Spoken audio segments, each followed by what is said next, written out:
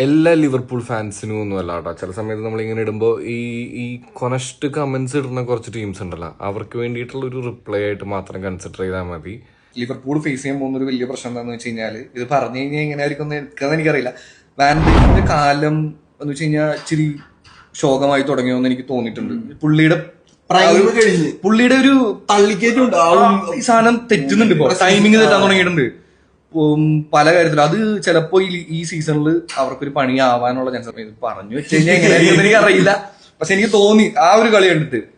ഇത് ഞാൻ നമ്മുടെ പ്രീമിയർ ലീഗ് തുടങ്ങുന്നതിന് മുമ്പ് ഇട്ടിട്ടുണ്ടായിരുന്ന ഒരു എക്സ്കാസ്റ്റിൽ കൊടുത്തിട്ടുണ്ടായിരുന്ന ഇന്റർവ്യൂവിൽ പറഞ്ഞിട്ടുണ്ടായിരുന്ന ഒരു സാധനം. അതിന്റെ താഴെ എമ്മാതിരി സാധനം വന്നു. കുറേയൊക്കെ നമ്മൾ ഇൻസൾട്ട് ചെയ്യുന്ന സാധനമുണ്ട്. ഇപ്പൊക്കെ തപ്പി നോക്കുമ്പോൾ കുറേയൊക്കെ ഡിലീറ്റ് ചെയ്ത് പോയിട്ടുണ്ട്. അതിനകത്ത് വന്നിട്ടുണ്ടായിരുന്ന 2-3 ഞാൻ ഇങ്ങനെ താഴെ വെക്കെ, ഇവന്മാരൊന്നും ലിവർപൂളിനെ കുറിച്ച് ഒരു ഐഡിയയും ഇല്ലെന്ന് തോന്നുന്നു.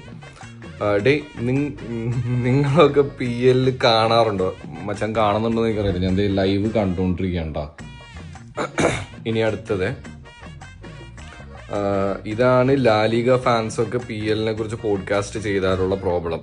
0 ബോൾ നോളേജ്. ഇങ്ങനെയുള്ള ഡയലോഗ്സ് ഉണ്ടല്ലോ, ഇതൊന്നും അല്ല ഇതിനകത്ത് കൂടുതൽ വന്നിട്ടുണ്ട്. പിന്നെ ഞാനിതിൽ കുറച്ച് എടുത്ത് വെച്ചെന്നുള്ളൂ. ദേ തിങ്ക് VVD ഫിനിഷ്. നമുക്ക് പുള്ളിയെടുത്ത് ഹെയ്റ്റ് ഉണ്ടായിട്ടൊന്നുമില്ല. നമ്മൾ നമ്മുടെ ഒരു ഒപ്പീനിയൻ പറയണോ, അപ്പോഴേക്കും നമ്മുടെ ബോൾ നോളേജ്, നമ്മുടെ PL കാണാറുണ്ടോ, ഈ സാധനമൊക്കെ അടിക്കുമ്പോഴാണ് നമുക്കും ഇതിനൊരു ശരിടാ വെയിറ്റ് ചെയ്തിരിക്കും. നമുക്കും ഈ പറയണവന്മാർക്ക് എഗൻസ്റ്റ് ആയിട്ട് എന്തെങ്കിലും ഒരു സാധനം വരുമ്പോൾ വീഡിയോ ചെയ്യാൻ തോന്നുക.